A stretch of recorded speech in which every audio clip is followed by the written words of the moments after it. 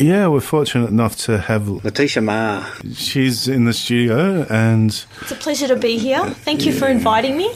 That's all right. And she's going to sing a couple of songs from her latest CD, which is called Fallen Angels. And she looks like a butterfly on the cover, actually. She's got wings. And so we're going to start off with a song from Leticia's CD. What's the name of the CD again, Greg? Fallen Angels. Fallen Angels. I'll write it down for you. Went out of my mind in 3 seconds. So.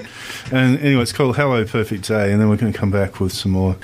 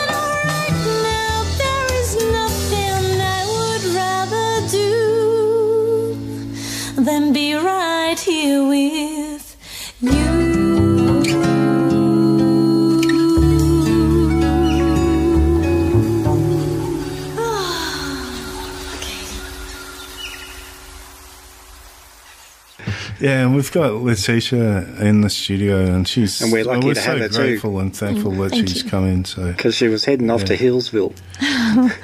Yes, I was on my way to Hillsville, but luckily I found my way back in time. So that was a track before called Perfect Day, and it was taken from Leticia's fantastic album that's called Fallen Angels with the butterfly on the cover. Now, Hello Perfect Day, you were saying while it was playing that you wrote that coming out of a rough time. Is that right? Yeah, well, we were just talking about off air before, weren't we, that a lot of creativity happens when you're struggling in life, because that's when you're more inspired to write about it. But when you're happy, you're too busy being happy, so you don't write anything, or you don't pursue creative pursuits because you're too busy being happy. No.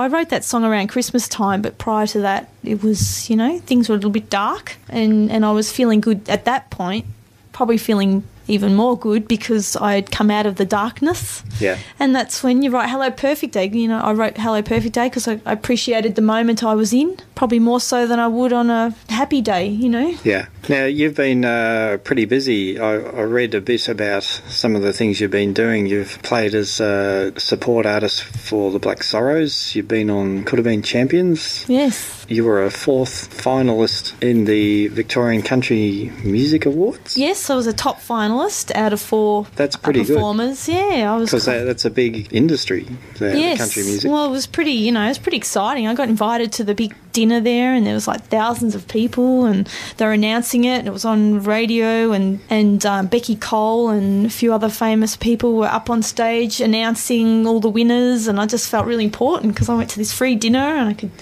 eat and drink as I liked, and I went down this red carpet, and I had photographers taking photos of me, because we all had to go down the red carpet. Yeah, I'm not very familiar with the country scene, but there's a lot of famous people I was walking on the carpet with. When I read that, I then listened to your CD, and I thought, is this the same person? Because you don't sound country at all. Yeah, you don't sound like someone stuffed a cat down your throat and then strangled you while you sing, Well, I find that, the country people tend to appreciate my music, I think, because it's earthy. So they still identify with it, even though it's not country. Yeah, this is the second time I've become a finalist in the Victorian National Country Music Awards. The first time was in 2005, because you enter various songs. Yeah. And I entered On Her Shoulder, which was from my first album.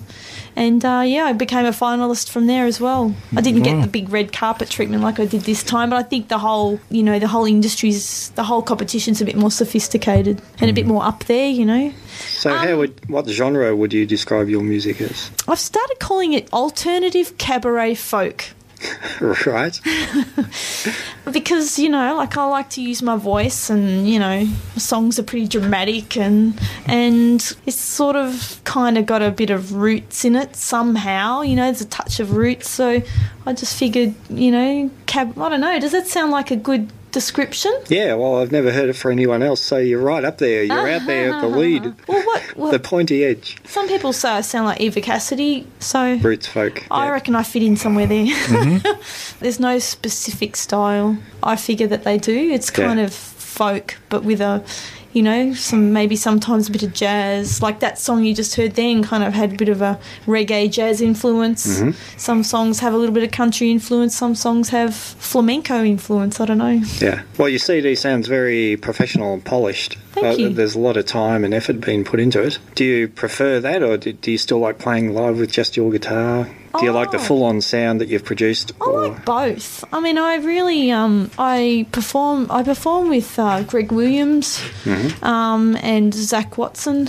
Greg Williams plays guitar and backing vocals, so it's a nice male harmony that sings with me. And he also plays really cool guitar, quite often rhythm, because I like to think that I'm the lead guitarist. Yeah.